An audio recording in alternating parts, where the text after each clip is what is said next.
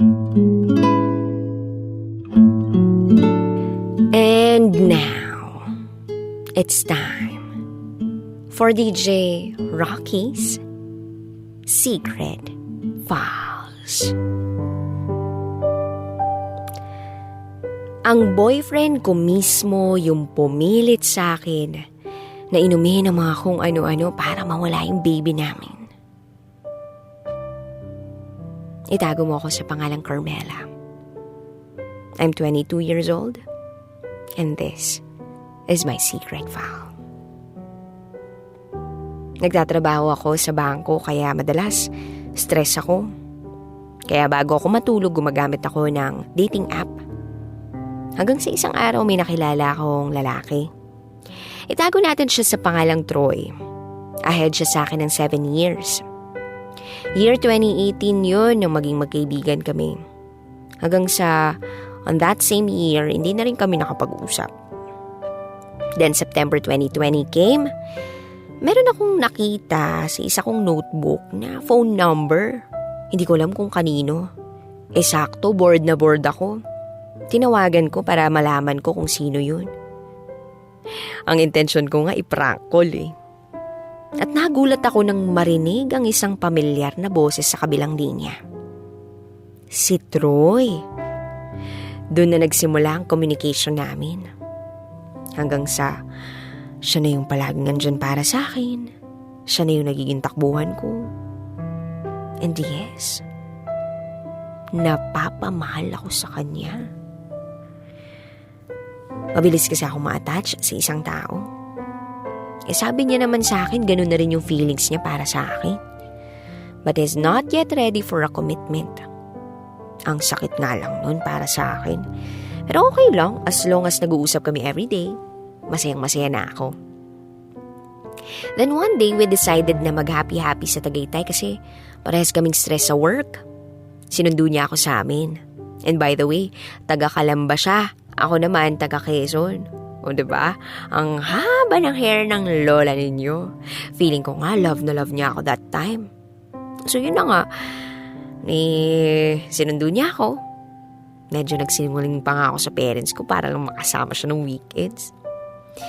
Sa ganito kong edad, may magandang trabaho na ako at nakakatulong sa pamilya, bantay sarado pa rin ako ng parents ko. Kaya no choice kundi magsinungaling. Tapos, November 15, 2020 came. Yan yung isa sa pinakamasayang araw ng buhay ko kasi nagkita uli kami ni Troy. Kilig na kilig ako, lalo na nung nagkayakapan kami. Nagsimba kami, dumaan kami kay Padre Pio, tapos umiling ako na sana maging boyfriend ko na si Troy. Ewan ko nga kung bakit ganun yung prayers ko eh. Gusto ko lang naman maging akin siya. Hindi ko rin alam kung totoo yung sinasabi niyang mahal niya na ako. Basta, okay na okay yung maghapon ko na makasama ko siya. Tapos sa bahay nila kami umuwi kasi wala naman siyang kasama sa bahay nila. Ilang taon na rin siyang nag-iisa. Tapos bago kami matulog, kwentuhan kami tungkol sa mga buhay-buhay namin. Nagkataon, nagiinom rin kami. Tapos yun, may nangyari na sa amin ng gabing yun. Tanga na akong tanga kasi pinaubaya ko yung sarili ko sa kanya kahit walang kami pero wala nadala ako ng pagmamahal ko sa kanya. So, after namin magsama, sumama yung pakiramdam ko. Hindi ko alam kung lalagnatin ba ako. Natatakot nga ako noon kasi baka may COVID ako. Ang hirap kaya magkasakit sa panahon natin ngayon. So, sinabi ko kay Troy na masama yung pakiramdam ko. Sumasakit na rin yung puson ko. So, inisip ko baka re-reglahin na ako. Kaya lang, 1 week nang lumipas, wala pa rin. Hindi naman ako nadedeli. Nag-isip na ako, baka buntis ako dahil meron ngang nangyari sa amin ni Troy. So, nakamonitor naman sa akin si Troy. Lagi niya akong chinecheck kung kumusta ba ako, kung okay na ba ako. Sinasabi ko naman sa kanya lahat-lahat. Until I decided na mag-PT. Sinearch ko muna sa Google kung nadedetect ba kahit 2 weeks lang. Pwede naman pala. Tapos pagkita ko dun sa PT, positive. Naka 10 times akong gamit ng PT pero talagang positive eh. Nagpa-blood test din ako para sure na positive talaga. Ayun nga, positive. Ang saya-saya ko. Kasi binigyan ako ni Lord ng isang napakagandang regalo. Tinawagan ko si Troy tungkol sa resulta ng blood test ko. Aware naman siya nag-PT ako. Tapos nagpa-blood test ako. Akala ko nga magiging masaya siya katulad ko pero hindi pala. Gusto niyang mawala yung baby namin. Ang sama-sama ng loob ko. Ang sakit sa akin. Lalo na siya pa mismong pumipilit sa akin sa mga dapat kong gawin para mawala yung baby namin. Kung ano-anong mga sinasabi niya sa akin ay iinumin ko pero syempre hindi ko siya pinakinggan. Tangina niya. Wala siyang kwentang lalaki. Kayang-kaya kong buhayin yung magiging anak ko. Di namin siya kailangan. Wala akong pakialam sa sasabihin ng ibang tao na, ay, nagpabuntis, di ginamit yung isip, sayang matalino pa naman. Wala akong pake doon. Basta para sa anak ko, gagawin ko lahat. So the next day naman, nagsorry naman si Troy sa lahat ng mga nasabi niya sa akin. Willing naman daw siyang panagutan yung bata. Pero kung pwede raw ba, half-half kami dahil alam ko naman daw na nag-aasikaso siya ng papers niya. So, ayun, okay lang naman para sa akin. Basta masaya siya. Ang rupok ko, no? Gusto ko lang naman na magkaroon yung baby namin ng isang kumpletong pamilya. So ngayon, naging okay kami ni Troy para sa bata. At alam kong hanggang dun lang naman yun. Nasasaktan nga ako kasi feeling ko ginagamit niya lang ako. Never naman niyang sinabi sa akin na responsibilidad niya rin ako. Sa bata lang daw siya. Okay lang sa akin yun. Tapos hindi ko pa masabi sa pamilya ko yung tungkol sa pagbubuntis ko. Kilala ko kasi sila, lalo na yung papa ko, yung 3 kong kuya, tsaka yung mga tito ko.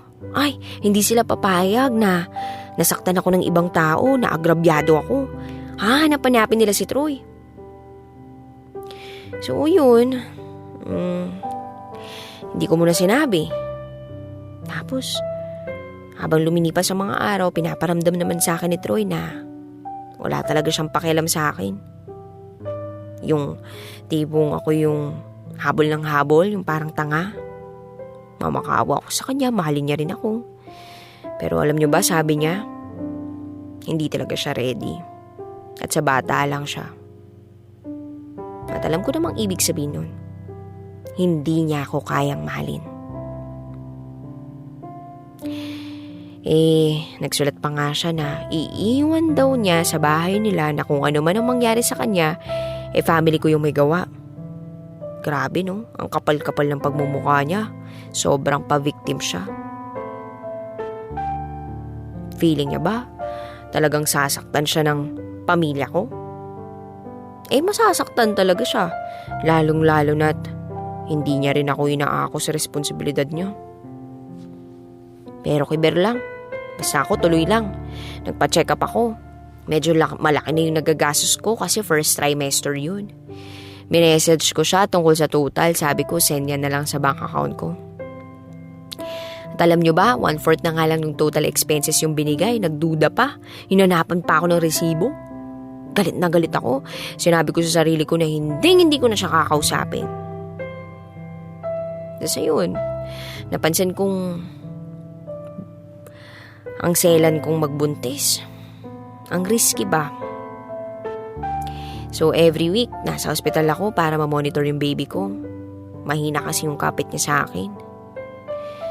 Napilitan na rin akong sabihin sa pamilya ko yung pregnancy ko para may masasandalan ako.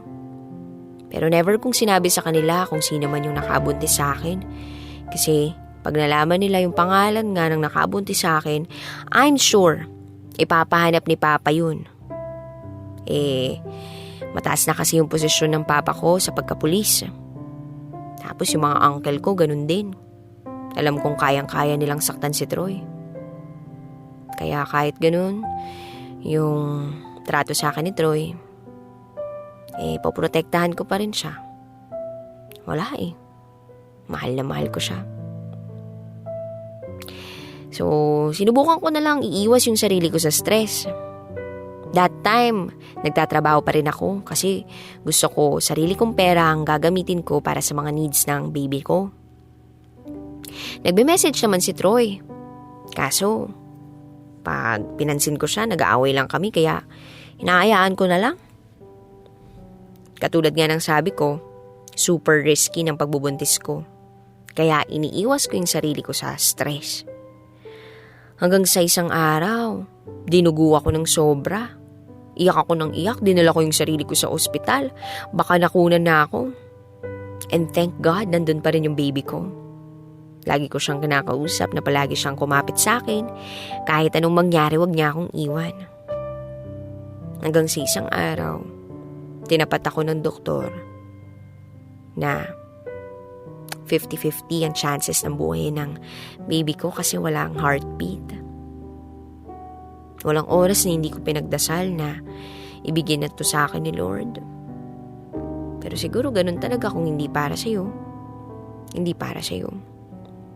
Tuluyan ang nawala ang anak ko. Parang gusto ko na ring mawala. Ang dami kong tanong na bakit, na hanggang ngayon di pa rin nasasagot. Ang dami kong pangarap para sa amin ng anak ko. Lahat. Ginawa ko para sa kanya, para paglabas niya okay na okay siya, pero wala eh. Hindi talaga para sa akin. Ang dami kong natutunan na nangyari sa akin. Blessed pa rin ako kasi never akong iniwan ng family ko sa laban kong yun. Kaya sa papa ko, sa mama ko, sa mga kapatid ko, thank you. And to Troy, alam kong nakikinig ka kay DJ Rocky. Pasensya ka na kung hanggang ngayon di pa rin kita mapatawad sa pang-iwan mo sa amin ng anak natin. Ang sakit pa rin kasi sa akin eh. Siguro balang araw mawawala rin yung galit sa puso ko.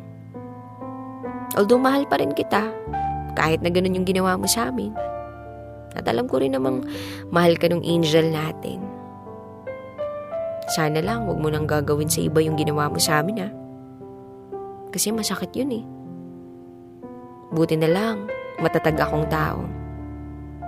Hindi naman ako nagsisising minahal kita. Hindi rin ako nagsisising nagkaroon ako ng anak sa'yo. Pero syempre, pinagpipray ko pa rin na sana ikaw pa rin yung makasama ko habang buhay.